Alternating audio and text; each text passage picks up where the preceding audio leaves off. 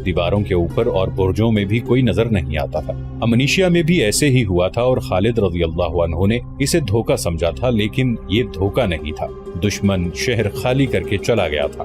ہیرا میں بھی آتش پرستوں کی فوج کہیں نظر نہیں آتی تھی، شہر بنا کے دروازے کھلے تھے۔ مثنہ بن حارثہ اپنے چند ایک سواروں کے ساتھ شہر کے ارد گرد چکر لگا کر آیا۔ ابن ولید مثنہ نے خالد رضی اللہ عنہ سے کہا، سامنے والا دروازہ بھی کھلا ہے اور لوگ گھومتے پھرتے دکھائی دیتے ہیں، ایسا نہیں ہو سکتا۔ خالد رضی اللہ عنہ نے کہا، امنیشیا خالی تھا، تو کہتا ہے شہر میں لوگ موجود ہیں، یہ پھندا ہے ابن حارثہ، یہ جال ہے، عاصم اور عدی کو بلاؤ۔ دونوں سالار آئے تو خالد رضی اللہ عنہ نے انہیں بتایا کہ شہر کی کیفیت کیا ہے۔ کچھ دیر تبادلہ خیالات اور بحث و مباحثہ ہوا اور طے پایا کہ تمام دروازوں سے لشکر کے دستے طوفان کی طرح اندر جائیں اور شہر میں پھیل جائیں۔ اگر خطرہ تھا تو کوئی معمولی خطرہ نہیں تھا۔ خالد رضی اللہ عنہ نے اپنے لشکر کو جس طرح شہر میں داخل ہونے کو کہا تھا، اسی طرح اکیلے مجاہد کے کٹ جانے یا مکانوں میں چھپے ہوئے تیر اندازوں کے تیروں کا نشانہ بننے کا خطرہ تھا، لیکن خالد رضی اللہ عنہ نے یہ خطرہ مول لے لیا اور لشکر کو شہر میں داخل کر دیا۔ مجاہدین دوڑتے ہوئے اور گھوڑے دوڑاتے ہوئے اندر گئے۔ شہر کے لوگ چھپنے یا بھاگنے کی بجائے باہر آ گئے۔ عورتیں چھتوں پر چڑھ گئیں، بعض لوگ گھروں میں چھپ گئے تھے اور انہوں نے دروازے بند کر لیے تھے، لیکن قتل و غارت اور لوٹ مار نہ ہوئی تو چھپے ہوئے لوگ بھی باہر آ گئے۔ خالد رضی اللہ عنہ نے سارے شہر میں اعلان کرایا کہ جس گھر میں آتش پرستوں کے لشکر کا کوئی آدمی ہو اسے گھر سے نکال دو، کسی مکان سے ایک بھی تیر آیا اس مکان کو آگ لگا دی جائے گی۔ شہر کے معززین اور سرکردہ افراد کا ایک وفد خالد رضی اللہ عنہ کے پاس آیا اور بتایا کہ شہر کے کسی بھی گھر میں فوج کا کوئی آدمی نہیں۔ فوج کہاں گئی؟ خالد رضی اللہ عنہ نے پوچھا۔ مدائن چلی گئی ہے۔ وفد کے سردار نے کہا، حاکم ازادبہ کہاں ہے؟ وہ بھی چلا گیا ہے۔ خالد رضی اللہ عنہ کو جواب ملا، مجھے کون یقین دلا سکتا ہے کہ ہمارے ساتھ دھوکہ نہیں ہوگا؟ خالد رضی اللہ عنہ نے پوچھا، کون مان سکتا ہے کہ حاکم بھی چلا جائے، فوج بھی چلی جائے اور رعایا اپنے دشمن کی فوج کو اپنے شہر میں دیکھ کر بھی امن و امان سے رہے اور اسے اپنے دشمن کا کوئی خوف نہ ہو؟ ہم سالار مدینہ کو یہی یقین دلانے آئے ہیں کہ ہیرا کی رعایا امن و امان سے رہے گی اور امن و امان کی درخواست کرتی ہے۔ وفد کے سردار نے کہا، دھوکہ آپ کے ساتھ نہیں ہوگا، دھوکہ ہمارے ساتھ ہوا ہے۔ جس رعایا کو اس کا حاکم اور فوج دشمن کے رحم و کرم پر چھوڑ جائے، وہ رعایا دشمن کو دوست بنانے کی کوشش کرے گی، دشمن کو دھوکہ دینے کا خطرہ مول نہیں لے گی۔ ہم اس فوج کا ساتھ نہیں دے سکتے جس نے کاظمہ میں شکست کھائی، الیس سے بھاگی، امنیشیا جیسا شہر خالی کر کے بھاگ آئی، اور یہ اتنا بڑا شہر اور اپنی رعایا کو چھوڑ کر بھاگ گئی ہے۔ تم کیا چاہتے ہو؟ خالد رضی اللہ عنہ نے پوچھا۔ امن، وفد کے سردار نے جواب دیا۔ شہر کے باشندے امن کی اور اپنے جان و مال کی اور عزت کے تحفظ کی قیمت دیں گے، ہم قیمت نہیں لیا کرتے۔ خالد رضی اللہ عنہ نے کہا، خدا کی قسم امن کے جواب میں امن دیں گے؟ کیا میرے لشکر کے کسی ایک بھی آدمی نے کسی گھر سے کوئی چیز اٹھائی ہے، کسی کی عزت پر ہاتھ ڈالا ہے؟ نہیں۔ وفد کے سردار نے کہا، ہم صرف اس شہر کے اموال کو مال غنیمت سمجھتے ہیں جس کے باشندے بھاگ گئے ہوں۔ خالد رضی اللہ عنہ نے کہا، تم اپنے گھروں میں موجود تھے اور تم ہمارے مقابلے میں بھی نہیں آئے، اس لیے میرا یہ فرض ہے کہ میں اس شہر کے باشندوں کو اپنی پناہ میں لے لوں اور میں اس کی کوئی قیمت نہیں لوں گا۔ جاؤ، امن سے آئے ہو تو امن سے جاؤ، بے شک یہ ہے وہ طاقت جو آپ کو ہر میدان میں فتح دیتی ہے۔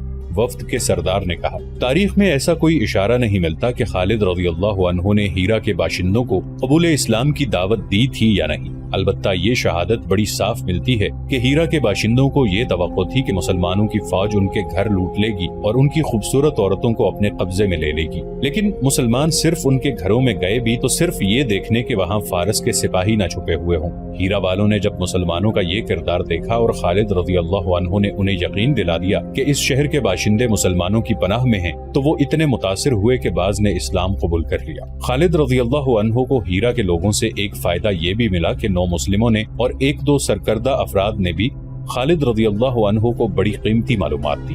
ہیرا آپ کا ہے۔ ہیرا کے ایک سردار نے خالد رضی اللہ عنہ سے کہا، لیکن آپ اس شہر پر قبضہ کر کے امن سے نہیں رہ سکیں گے۔ آپ کو شاید یہ معلوم ہوگا کہ ہیرا کے ارد گرد 4 قلعے ہیں جن کے قلعے دار مختلف قبیلوں کے سردار ہیں اور ہر ایک قلعے میں عیسائی عربوں کی فوج موجود ہے۔ اگر ہم نے فارس کے نامور سالاروں کو شکست دے دی ہے تو ان قلعہ داروں کو شکست دینا شاید مشکل نہیں ہوگا۔ خالد رضی اللہ عنہ نے کہا اور پوچھا، قلعوں کی فوجیں لڑنے میں کیسی ہیں؟ ہر ایک سپاہی جان لڑا دے گا، مجوسی سردار نے کہا۔ ہم ان فوجوں کو فارس کی فوجوں کے نسبت زیادہ طاقتور اور جری سمجھتے ہیں۔ خالد رضی اللہ عنہ کو ان 4 قلعوں کی جو معلومات بتائی گئی تھیں وہ یوں: ہر قلعے کا اپنا ایک نام تھا۔ ایک قلعے کا نام قصر ابیض تھا، اس کا قلعے دار ایاس بن قبسیہ تھا۔ दूसरे किले का नाम कसरुल अदसैन था। अदी बिन अदी इसका किलेदार था। तीसरे किले का नाम कसरे बनु माजन और किलेदार का नाम इब्ने अकाल था। चौथे किले का नाम किलेदार के नाम पर था। किले का नाम कसरे इब्ने बुकैला था, जबकि उसका किलेदार अब्दुल मसीह बिन अम्र बिन बकीला था। खालिद रज़ियल्लाहु अन्हु ने अपने सालारों को बुलाया और उन्हें बताया कि इन किलों को फतह करना लाजमी है, वरना हीरा पर हमारा कब्जा नहीं रह सकेगा। इस्लाम की अस्करी रूह यही है कि जहाँ से खतरे की बू आए वहाँ हमला कर दो। दुश्मन के चैलेंज को कबूल करना और तैयारी की हालत में उस पर जा पड़ना इस्लामी फन्ने हर्ब व ज़रब की बुनियाद है। इसी उसूल के तहत खालिद रज़ियल्लाहु अन्हु ने अपने सालारों को बताया कि कौन से किले पर कौन हमला करेगा। कसरे अबियज पर हमला करने के लिए ज़र्रार बिन अल अज़वर को हुक्म दिया गया। उनके हमनाम ज़र्रार इब्ने खत्ताब को कसर अल अदसैन पर हमला करने का हुक्म मिला। कसरे इब्ने बकीला मुसन्ना के हिस्से में आया। खालिद रज़ियल्लाहु अन्हु ने हुक्म दिया कि इन किलों को फौरन मुहासरे में ले लिया जाए। खालिद रज़ियल्लाहु अन्हु ने सबसे पहले चारों किलेदारों को पैगाम भेजे कि वो इस्लाम कबूल करें या जिज़िया दें। अगर दोनों सूरतें उन्हें मंजूर नहीं तो मुसलमानों की तलवारों से कटने के लिए तैयार हो जाएं। चारों किलों से कोरा जवाब आया। तमाम किलेदारों ने बड़ी दलेरी से जवाब दिया कि वो ना अपने किलों से दस्तबरदार होंगे ना अपने मजहब से। चारों किलों पर मुसलमानों ने बैक वक्त हमला किया और किलों को मुहासरे में ले लिया। फौरन ही मुजाहिदीन ने किलों में दाखिल होने की बड़ी ही दलेराना कोशिशें शुरू कर दी, लेकिन हर किले की फौज मुजाहिदीन की हर कोशिश को नाकाम बना रही थी। कसरे अबियज के दिफा ने सालार ज़र्रार को बहुत परेशान किया। किले की दीवारों से ईसाइयों ने तीरों का मी बरसा दिया। मुसलमान दीवार के करीब जाने से बेबस हो गए। किले की दीवार पर एक मंजनीक थी जिससे मिट्टी के बड़े बड़े गोले मुसलमानों पर फेंके जा रहे थे। सालार ज़र्रार ने किले के चारों तरफ घोड़ा दौड़ा कर देखा। किसी भी तरफ किले को सर करने का इम्कान नजर नहीं आता था। मंजनीक मिट्टी के खुश्क गोले बड़ी तेजी से फेंक रही थी। सालार ज़र्रार ने ऐसे तीरंदाजों को अलग किया जो जिस्मानी लिहाज से तवाना थे। उन सबको ज़र्रार ने हुक्म दिया कि मंजनीक के जिस कदर करीब जा सकते हैं चले जाएं और बैक वक्त मंजनीक चलाने वालों पर तीरों की बाड़े मारें। तीरंदाज जोशो खरोश से आगे बढ़े, ऊपर से उन पर तीरों की बौछारें आईं और इसके साथ ही मंजनीक के फेंके हुए मिट्टी के गोले भी आने लगे। कई मुजाहिदीन तीरों से शदीद जख्मी हो गए, लेकिन इतने ज्यादा तीर भी उनका हौसला न तोड़ सके। ज़र्रार के बाज तीरंदाज इस हालत में आगे बढ़ते गए कि उनके जिस्मों में 2-2, 3-3 तीर उतरे हुए थे। उन सब ने मंजनीक चलाने वालों पर तीर चलाए। मंजनीक बिल्कुल सामने थी। उससे मिट्टी के गोले फेंकने वाले तकरीबन तमाम के तमाम तीर खाकर गिरे और मंजनीक के गोले बंद हो गए। मुसलमान तीरंदाजों ने इस हुक्म की तामील कर दी थी जो उन्हें मिला था। उन्होंने मंजनीक को बेकार कर दिया था, फिर भी वो वापस न आए। उन्होंने किले के तीरंदाजों पर तीर बरसाने शुरू कर दिए। फजा में उड़ते तीरों के सिवा कुछ और नजर न आता था। उन मुजाहिदीन की सरफरोशी को देखते हुए कई और तीरंदाज आगे चले गए। ये तीरों की जंग थी जिसमें दोनों तरफ के आदमी तीरों का शिकार हो रहे थे। सालार ज़र्रार ने जब अपने उन तीरंदाजों की बेखौफी देखी तो वो किले के इर्द गिर्द घूम गया और उसने तीरंदाजों से कहा कि वो और करीब से तीर चला। बाकी 3 किलों की कैफियत बिल्कुल उसी जैसी थी। ईसाई बेजिगरी से मुकाबला कर रहे थे। मुसलमान घुड़सवार घोड़े दौड़ाते हुए दीवार के करीब जाते और दौड़ते घोड़ों से तीर चलाकर आगे निकल जाते। इस तरह मुसलमान सवारों को ये फायदा हासिल होता था कि वो तीरों का निशाना बनने से बच जाते थे। इसके बावजूद सवार तीरों से जख्मी हुए। बाज मुजाहिदीन ने यहाँ तक बेजिगरी का मुजाहिरा किया कि वो दरवाजों तक चले गए और उन्होंने दरवाजे तोड़ने की कोशिश की, लेकिन किलों के दिफा में लड़ने वालों ने इससे ज्यादा बेजिगरी के मुजाहिरे किए। दीवारों से तीर बरसाने वाले जितने तीरंदाज मुसलमानों के तीरों से गिरते थे, उतने ही ताजा दम तीरंदाज उनकी जगह ले लेते थे।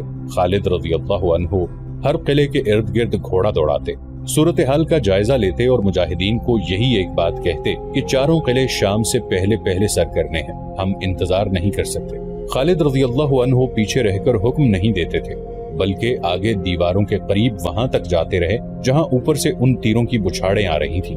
वो 2 किलों के दरवाजों तक भी पहुंचे और तीर उनके इर्द गिर्द उड़ते रहे। खालिद रज़ियल्लाहु अन्हु इसलिए इंतजार नहीं कर सकते थे कि उन्हें खतरा नजर आ रहा था कि अज़ादबा अचानक किसी तरफ से फौज के साथ नमूदार होगा और अक़ब से हमला कर देगा। वो मुल्क आतिश परस्तों का था, जमीन उनकी, फौज उनकी और वहाँ के बाशिंदे उनके थे। मुसलमानों की तादाद बहुत कम थी और वहाँ उनके लिए कोई पनाह नहीं थी। ये खालिद रज़ियल्लाहु अन्हु की गैर मामूली जंगी फहम फरासत और उनके सालारों की बेमिसाल जुर्रत थी कि वो खतरों में गिरते चले जा रहे थे और पीछे हटने का नाम नहीं लेते थे। फारस की फौज के लिए वो दहशत बन गए थे। खालिद रज़ियल्लाहु अन्हु इस खुशफहमी में मुब्तला होने वाले सालार नहीं थे कि दुश्मन जो शिकस्त खाता और पसपा होता चला जा रहा है वो जवाबी वार नहीं करेगा। وہ ان چاروں قلعوں کو پھندا یا جال میں دانا سمجھ رہے تھے۔ انہوں نے دیکھ بھال کے لیے دور دور آدمی بھیج رکھے تھے جو بلند جگہوں پر اور درختوں پر چڑھ کر ہر طرف دیکھ رہے تھے۔ ان کے لیے یہ حکم تھا کہ دور سے انہیں کوئی فوج آتی نظر آئے تو خالد رضی اللہ عنہ کو فوری اطلاع کر دیں۔ وہ آئیں گے، وہ ضرور آئیں گے۔ خالد رضی اللہ عنہ کا یہ پیغام ہر ایک سالار اور ہر ایک سپاہی تک پہنچ گیا، اور یہ بھی کہ اے اللہ کے شیرو، ہمت کرو، قلعے لے لو، دشمن آئے تو اس پر تمہارے تیر قلعوں کی دیواروں سے برسیں۔ مسلسل لڑائیوں، کوچ اور پیش قدمی کے تھکے ہوئے مجاہدین اپنے جسموں کو جیسے بھول ہی گئے تھے۔ وہ اب روحانی قوتوں سے لڑ رہے تھے، ایک دوسرے کو پکارتے، ایک دوسرے کا حوصلہ بڑھاتے اور دشمن کو للکارتے تھے۔ ان کے تیر نیچے سے اوپر جا رہے تھے۔ قلعوں کے اندر یہ عالم تھا کہ دیواروں سے زخمی تیر اندازوں کو اتار رہے تھے۔ زیادہ تر کو تیر چہروں، آنکھوں اور گردنوں میں لگے تھے۔ ان کی چیخو پکار سے ان کے ساتھیوں کے حوصلے ٹوٹنے شروع ہو گئے۔ مسلمانوں کی للکار اور ان کے نعرے قلعوں کے اندر بھی سنائی دے رہے تھے۔ ان سے قلعہ بند لوگوں پر خوف طاری ہو رہا تھا۔ وہ سمجھ رہے تھے کہ قلعوں کو بہت بڑے لشکر نے محاصرے میں لے رکھا ہے۔ مورخوں کے حوالے سے محمد حسین ہیکل نے لکھا ہے کہ چاروں قلعوں میں پادری اور دیگر مذہبی پیشوا تھے۔ انہوں نے دیکھا کہ دیوار سے اتنے زیادہ زخمی اتارے جا رہے ہیں تو وہ قلعے داروں کے پاس گئے۔ تاریخ میں صرف ایک قلعے کی اندرونی کیفیت ذرا تفصیل سے ملتی ہے۔ یہ قلعہ قصر ابن بقیلہ کا تھا، جس کا قلعے دار عبد المسیح بن عمرو بن بقیلہ تھا۔ عبد المسیح کے متعلق یہ بتانا ضروری ہے کہ وہ کوئی معمولی سا قلعے دار نہ تھا، اسے عراق کا شہزادہ بھی کہا گیا ہے۔ عراق پر آتش پرست قابض ہو گئے، مگر عبد المسیح کے باپ دادا نے یہ قلعہ اپنے پاس رکھا تھا۔ شہنشاہ فارس کی طرف سے اسے کوئی اختیار حاصل نہ تھا، لیکن وہ خود مختار بنا ہوا تھا۔ اس نے باقی قلعے داروں کو بھی اپنے ماتحت رکھا ہوا تھا۔ وہ غیر معمولی طور پر دانش مند تھا، وہ جرت میں بھی بے مثال تھا۔ اس کی سب سے بڑی خوبی حاضر دماغی اور حاضر جوابی تھی۔ وہ ضعیف العمر ہو چکا تھا، لیکن جذبے اور حوصلے کے لحاظ سے وہ جوان تھا۔ اس نے نوشیروان عادل کا زمانہ بھی دیکھا تھا۔ اس سے اندازہ ہوتا ہے کہ اس کی عمر خاصی زیادہ تھی۔ خوش گفتاری اور ظرافت کی وجہ سے نوشیروان یعنی کسرا اردشیر کا دادا عبد المسیح کو بہت پسند کرتا تھا۔ اس نے نوشیروان عادل سے کہا، میں اور میرے کچھ سردار تمہاری اطاعت قبول نہیں کریں گے، ہم اپنے قلعوں میں رہیں گے، اس سے شاید تمہیں بھی کچھ فائدہ ہو۔ میں تمہیں اور تمہاری پسند کے سرداروں کو 4 قلعے دے دیتا ہوں۔ نوشیروان عادل نے کہا تھا، لیکن میرے مرنے کے بعد فارس میں تمہارے ساتھ کیا سلوک ہوگا میں نہیں بتا سکتا۔ تمہارے مرنے کے بعد فارس کی شہنشاہی کا زوال شروع ہوگا، عبد المسیح نے کہا تھا۔ اتنی اچھی باتیں کرنے والی زبان سے میں ایسی بات نہیں سن سکتا ابن بقیلہ، نوشیروان نے کہا تھا۔ کیا تو مجھے بد دعا دے رہا ہے یا فارس کے زوال کا باعث تو خود بنے گا؟ دونوں باتیں نہیں، عبد المسیح نے کہا۔ تو عادل ہے، تیرے بعد عدل بھی مر جائے گا اور پیچھے شہنشاہی رہ جائے گی۔ تیسری یا چوتھی نسل تیرا نام ڈبو دے گی، پھر فارس کی سرحدیں سکڑنے لگیں گی اور یہاں کوئی اور قوم آ کر حکمران بنے گی۔ ماننے کو جی نہیں چاہتا، نوشیروان عادل نے کہا تھا۔ فارس ایک طاقت کا نام ہے۔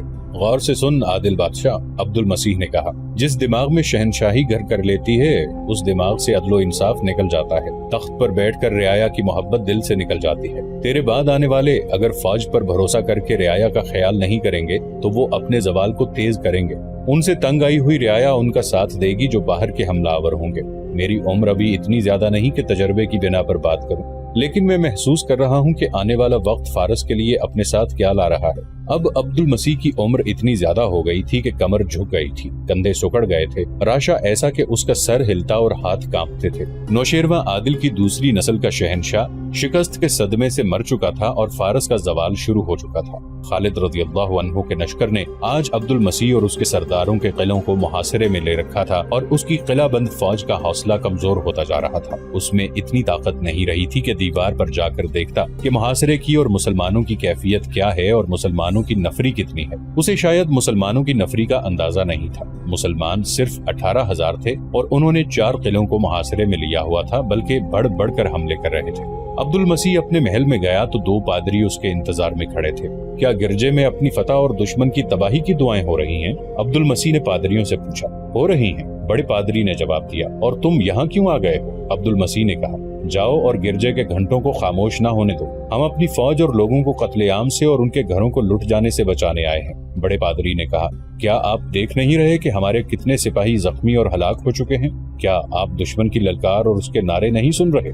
क्या तुम मुझे ये कहने आए हो कि मैं हथियार डाल दूं? आपकी जगह कोई और किलेदार होता तो हम शायद ऐसा मशवरा कभी ना देते। दूसरे पादरी ने कहा, लेकिन आप दानिशमंद और तजर्बाकार हैं। जो आप समझ सकते हैं वो कोई और नहीं समझ सकता। हकीकत को देखें। इससे पहले कि मुसलमान किला सर कर लें और किले में दाखिल होकर कत्लेआम और लूटमार करें और हमारी औरतों को अपने साथ ले जाएं, आप किला कुछ शराइत पेश करके उनके हवाले कर दें। ये बहुत बड़ी नेकी हो। मुझे सोचने दें, अब्दुल मसीह ने कहा। सोचने का वक्त कहाँ है? पादरी ने कहा। ऊपर देखें, मुसलमानों के तीर दीवारों के ऊपर से अंदर आ रहे हैं, और वो देखें, जख्मियों को कंधों पर उठाकर ऊपर से नीचे ला रहे हैं। क्या आप देख नहीं रहे कि दीवार पर और बुर्जों में हमारे तीर अंदाजों की तादाद किस तेजी से कम होती जा रही है? नाहक खून ना होने दें। किले के बाहर मुसलमानों के हल्ले और तीरों की बौछारें तेज हो गई थीं। हालांकि उनके जख्मियों और शहीदों की तादाद बढ़ती जा रही थी। अब्दुल मसीह ने पादरियों की मौजूदगी में कासिद को भेजा कि वो किले के दिफा की सूरत हाल मालूम करके फौरन आए। कासिद ने वापस आकर जो सूरत हाल बताई वो उम्मीद अफजा नहीं थी। दूसरे किलों की कैफियत भी ऐसी ही थी जो ईसाइयों के हक में नहीं जाती थी। किले का दरवाजा खुल गया। एक ज़ईफुल उम्र आदमी घोड़े पर सवार बाहर निकला। उसके साथ 2-3 सरदार थे। उनमें से एक सरदार ने बुलंद आवाज से कहा कि वो दोस्ती का पैगाम लेकर बाहर निकले हैं। उनके पीछे किले का दरवाजा बंद हो गया। हम तुम्हारे सालार से मिलना चाहते हैं, अब्दुल मसीह के उस सरदार ने बुलंद आवाज से कहा। दीवार से तीर आने बंद हो गए थे। मुसलमानों ने भी तीरंदाजी रोक ली थी। खालिद रज़ियल्लाहु अन्हु को किसी ने बताया कि दुश्मन बाहर आ गया है। कौन है वो? खालिद रज़ियल्लाहु अन्हु ने पूछा। किलेदार अब्दुल मसीह खुद आया है। खालिद रज़ियल्लाहु अन्हु को जवाब मिला। उसे कहो मुझे उससे मिलने की कोई ख्वाहिश नहीं। खालिद रज़ियल्लाहु अन्हु ने कहा, मैं जानता हूँ वो उन सब का सरदार है। उसे कहो कि शाम तक बाकी तीनों किलेदारों ने भी हथियार न डाले तो हम उन्हें इस हाल तक पहुँचा देंगे जिसमें वो हमारी हर शर्त कबूल करने पर मजबूर हो जाएंगे।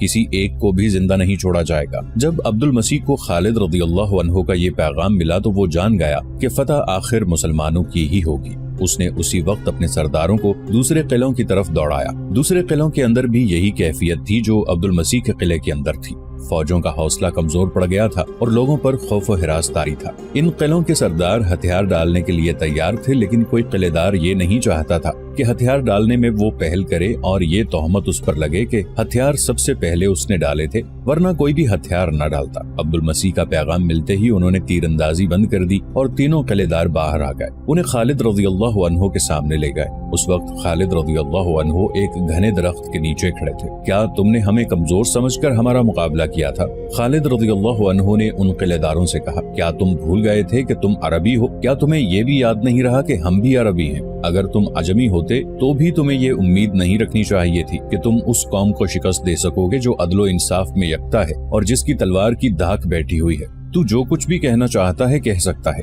ज़ईफुल उम्र अब्दुल मसीह ने कहा, तू फातेह है, हमें कुछ कहने का हक हासिल नहीं क्योंकि हमने तेरे आगे हथियार डाल दिए हैं। मशहूर मौर्रिख अबू यूसुफ ने खालिद रज़ियल्लाहु अन्हु और अब्दुल मसीह के मुकालमे लिखते हुए ये भी लिखा है कि अब्दुल मसीह इस कदर बूढ़ा हो चुका था कि उसकी भवें दूध की मानिंद सफेद हो चुकी थीं और इतनी नीचे आ गई थीं कि उनसे उसकी आंखें ढक गई थीं। उसी मौर्रिख के मुताबिक खालिद रज़ियल्लाहु अन्हु अब्दुल मसीह से मुतासिर हुए। तुम्हारी उम्र कितनी है? खालिद रज़ियल्लाहु अन्हु ने अब्दुल मसीह से पूछा।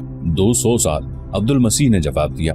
खालिद रज़ियल्लाहु अन्हु ये जवाब सुनकर बहुत हैरान हुए। उन्होंने उस बूढ़े किलेदार को और ज्यादा गौर से देखा, जैसे उन्हें यकीन न आ रहा हो कि ये शख्स 200 साल से जिंदा है। किसी भी मौर्रिख ने अब्दुल मसीह की सही उम्र नहीं लिखी। वाक़यात से पता चलता है कि उसकी उम्र 100 साल से कुछ ऊपर थी। तूने बड़ी लंबी उम्र पाई है। खालिद रज़ियल्लाहु अन्हु ने कहा, ये बता कि इतनी लंबी जिंदगी में तुमने सबसे ज्यादा अजीब चीज क्या देखी? नौशेरवां का अदलो इंसाफ, अब्दुल मसीह ने जवाब दिया। इस दौर में हुकूमत उसकी होती है जिसके बाजू में ताकत और हाथ में तलवार होती है, लेकिन नौशेरवां ने अदलो इंसाफ के जरिए लोगों के दिलों पर फतह पाई। तुम कहते हो कि मुसलमान अदलो इंसाफ में यकता हैं। नहीं, मैं नौशेरवां को आदिल मानता हूँ। तुम कहाँ से आए हो? खालिद रज़ियल्लाहु अन्हु ने अब्दुल मसीह से पूछा। कहाँ के रहने वाले हो? एक गाँव है, अब्दुल मसीह ने जवाब दिया। जहाँ तक कोई औरत भी सफर करे तो उसके लिए एक रोटी का टुकड़ा भी काफी होता है। क्या तुम अहमक नहीं हो? खालिद रज़ियल्लाहु अन्हु ने कहा। मैं पूछ क्या रहा हूँ और तुम जवाब क्या दे रहे हो? मैंने पूछा कहाँ से आए हो? अपने बाप की रीढ़ की हड्डी से, अब्दुल मसीह ने जवाब दिया। तुम किलेदार बनने के काबिल कब हुए थे? खालिद रज़ियल्लाहु अन्हु ने झंझला कर कहा। मैंने पूछा है तुम कहाँ से आए हो? अपनी माँ के रहम से, अब्दुल मसीह ने जवाब दिया। खालिद रज़ियल्लाहु अन्हु ने जब देखा कि उस बूढ़े का बोलने का, सोचने का और जवाब देने का अंदाज मज़हका खेस है, तो उन्होंने तफरीह तबा के लिए उससे वैसे ही सवाल करने शुरू कर दिए। ये सवाल जवाब तकरीबन तमाम मुअर्रिखों ने लिखे हैं। तुम कहाँ जाओगे? खालिद रज़ियल्लाहु अन्हु ने पूछा। आगे को, अब्दुल मसीह ने जवाब दिया। तुम्हारे आगे क्या है? आखिरत, अब्दुल मसीह ने जवाब दिया। तुम जानते हो कहाँ खड़े हो? खालिद रज़ियल्लाहु अन्हु ने पूछा। जमीन पर, अब्दुल मसीह ने जवाब दिया। खालिद रज़ियल्लाहु अन्हु उसकी बेरुखी और लापरवाही देखकर उसे ये एहसास दिलाना चाहते थे कि वो फातेह सालारे आला के सामने खड़ा है।